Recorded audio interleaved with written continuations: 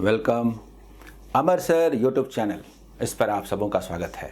आज मैं IBPS RRB office assistant यानी क्लर्क 2020 के लिए एग्जामिनेशन से ठीक पहले कुछ इम्पॉर्टेंट टिप्स पर बात करने जा रहा हूं, जिसके आधार पर एग्जामिनेशन हॉल में कंफर्टेबल फील करते हुए आप अपना 100% दे सकें। उन्हीं फैक्टर्स पर बात करूंगा। PO के लिए जो मैंने योजना बनाई थी उसके आधार पर स्टूडेंट चले, परफॉर्म भी किया, पर कुछ दिक्कतें बहुत सारे स्टूडेंट्स को आईं और कुछ स्टूडेंट्स अपना 100% नहीं दे सके। इसीलिए मैं इस वीडियो के माध्यम से चाहता हूं कि इस बार वो गलतियां न दोहराएं और 100% दें। इम्पॉर्टेंट जो भी थिंग्स हैं उन पर बात करूंगा। तो सबसे पहले एग्जामिनेशन हॉल में ये जो 2 सेक्शंस हैं, मैथ्स एंड रीजनिंग, इनमें से किसको पहले अटेम्प्ट करें? तो इसका सीधा सा लॉजिक है कि हमें अच्छा पहले परफॉर्म कर लेना है। दैट मीन्स कि जिनकी रीजनिंग अच्छी है वो पहले रीजनिंग अटेम्प्ट करेंगे, फिर मैथमेटिक्स, और जिनका मैथमेटिक्स क्वांट स्ट्रांग है वो पहले क्वांट अटेम्प्ट करेंगे, उसके बाद रीजनिंग। लेकिन कुछ स्टूडेंट से पिछले एग्ज़ाम में ऐसा करने के दौरान कुछ प्रैक्टिकल प्रॉब्लम्स को उनको फेस करना पड़ा। रीजनिंग स्ट्रांग होने के बावजूद उसमें कुछ पजल्स ऐसे आए PO के एग्ज़ाम में जिसमें कुछ स्टूडेंट्स उलझ गए और अपना 100% नहीं दे सके। तो मैं फिर एक बार कहता हूँ कि पहले सोचिए कि कौन सा सेक्शन आपको अच्छा लगता है, किस में आप अच्छा स्कोर करते हैं, किस में आपका ज़्यादा कॉन्फिडेंस है, उसको आप पहले अटेम्प्ट करें। तो ज़्यादातर स्टूडेंट्स का रीजनिंग थोड़ा ज़्यादा स्ट्रांग होता है तो वो रीजनिंग अटेम्प्ट करेंगे, लेकिन जिनका मैथ्स स्ट्रांग है वो मैथ्स पहले स्ट्रांग करेंगे। ये सबसे इम्पॉर्टेंट बात है जो एग्ज़ाम में याद रखनी है। आपका एटीट्यूड सबसे पहले पॉजिटिव होना चाहिए। आपको हमेशा ये लगता है कि मैं एग्ज़ाम देने जा रहा हूँ और ये छटाई एग्ज़ाम है। एग्ज़ाम बोर्ड कहता है भागो भागो भागो, और हम लोग कहते हैं हमें लो लो लो। ये सही नहीं है। ये अप्रोच ही बदल दीजिए। आपको जितना ज़्यादा इस जॉब की ज़रूरत है उससे कम ज़रूरत बैंकों को अच्छे स्टाफ की नहीं है, उससे कम ज़रूरत उन्हें नहीं है। आप जॉब चाहते हैं, वो भी अच्छा स्टाफ चाहते हैं। वो आपको सेलेक्ट करने के लिए एग्ज़ाम ले रहा है, यानी आपको इम्पोर्टेंस दे रहा है। ये भगाओ भगाओ वाला एग्ज़ाम नहीं है, आओ आओ वाला एग्ज़ाम है। तो ये आपके दिमाग में पॉजिटिव एटीट्यूड होना चाहिए। दूसरी बात, एग्ज़ाम देते समय कई स्टूडेंट्स ने ये कहा कि उनके हाथ कांपने लगे, किसी ने कहा थरथराने लगे, कुछ ने कहा कि मेरा कॉन्फिडेंस ही ख़त्म हो गया।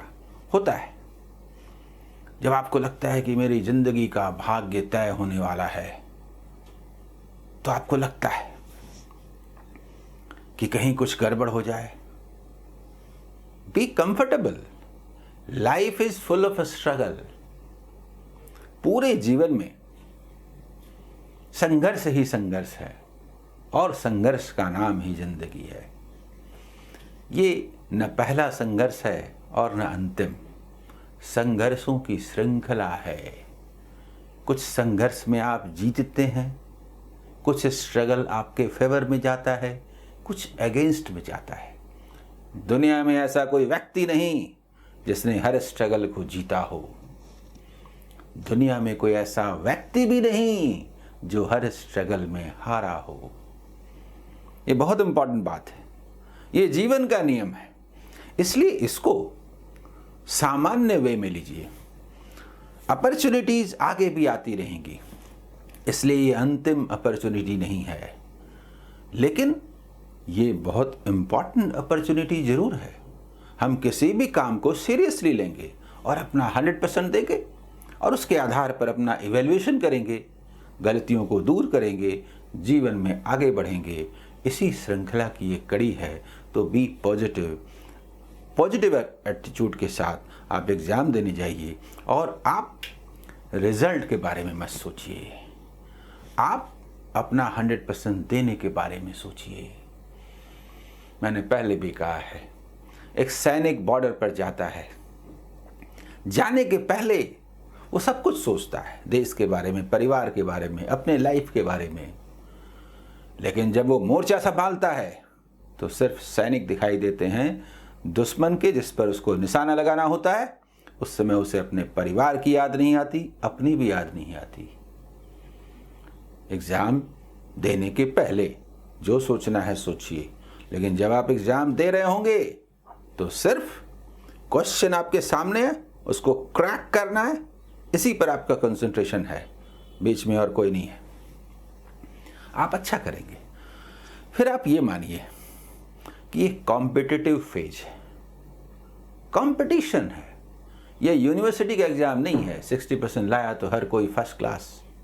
ये कॉम्पिटिटिव है, दूसरों से आगे निकलना है। तो जानते हैं ये अवसर कब आता है?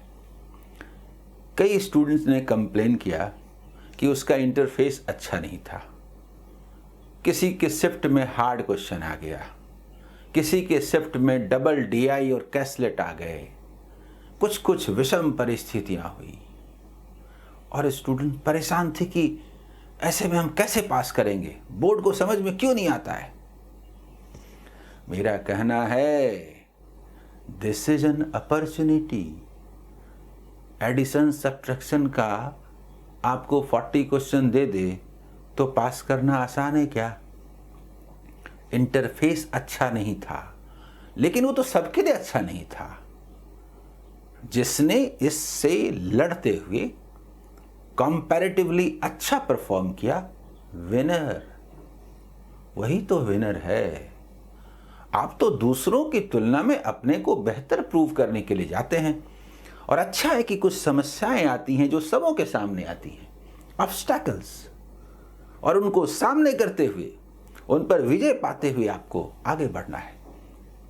टफ क्वेश्चंस आ गए, लो स्कोरिंग होगा ना, उसमें आप कंपैरेटिवली अच्छा परफॉर्म कर दीजिए, बात खत्म। आप मुझे बताइए, निराशा का कोई कारण है? हाँ, निराशा तब होती है जब एग्ज़ाम का पेपर कैसा भी हो, लेकिन मुझे उससे ज़्यादा अच्छा आता था जैसा कि मैंने परफॉर्म किया, तो ये चिंता की बात होती है और इसको दूर करने का प्रयास होता है। तो सबसे पहले कि एकदम पॉजिटिव एटीट्यूड के साथ जाइए, पॉजिटिव अप्रोच के साथ जाइए। आप मेरे स्टूडेंट्स हैं और आपको पता है कि ऑब्जेक्टिव क्वेश्चंस कैसे सॉल्व किए जाते हैं, इसलिए आप अपर हैंड हैं पहले से। बेसिक कैलकुलेशन आपका हथियार है, डिफरेंट चैप्टर्स के कॉन्सेप्ट्स आपका हथियार हैं। इन हथियारों पर विश्वास रखिए। प्लानिंग में मैंने ये कहा था और फिर कह रहा हूं, आज 17 तारीख है, विश्वकर्मा पूजा, और ये चेंजिंग पॉइंट भी है। तो आप सबों को विश्वकर्मा पूजा की बधाई। आप सबों के जीवन में खुशियां आए, और इस चेंजिंग पॉइंट पर ये विश्वकर्मा पूजा को याद करते हुए मैं ये कहता हूं कि 2 दिनों के बाद एग्ज़ाम है। यानी अगर आपने अभी तक खूब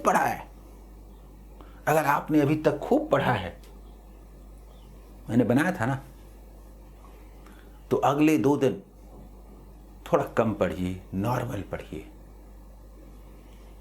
रेस्ट का मतलब नॉर्मल पढ़िए। और यदि आपने थोड़ा कम पढ़ा है तो अंतिम जो 2 दिन है उनमें खूब पढ़िए, एक लय बनाइए और एग्ज़ाम देने जाइए। ये मैंने पहले भी कहा था, आज फिर आपके सामने है। ये आपको 100% देने में आपको मदद करेगा। अब एग्ज़ाम हॉल में आप जानते हैं कि मैथमेटिक्स और रीजनिंग में ये 40 क्वेश्चंस हैं, कंपोजिट टाइम है 45 मिनट्स। तो एक सेक्शन में आपको ज़्यादा टाइम नहीं देना है, मार्क्स भी बराबर है, आपको अच्छा परफॉर्म करना है, लेकिन उसका कट ऑफ होगा अलग अलग, इसलिए कट ऑफ क्लियर ही नहीं करना है, अच्छा परफॉर्म भी करना है। मोस्ट इम्पॉर्टेंट थिंग, ये जो 40 क्वेश्चन का सेक्शन है, मैंने इतने सारे मैं लाइव क्लासेस लेता हूँ, पढ़ाता हूँ डिफरेंट प्लेटफॉर्म पर, तो स्टूडेंट्स के कमेंट्स को मैंने देखा।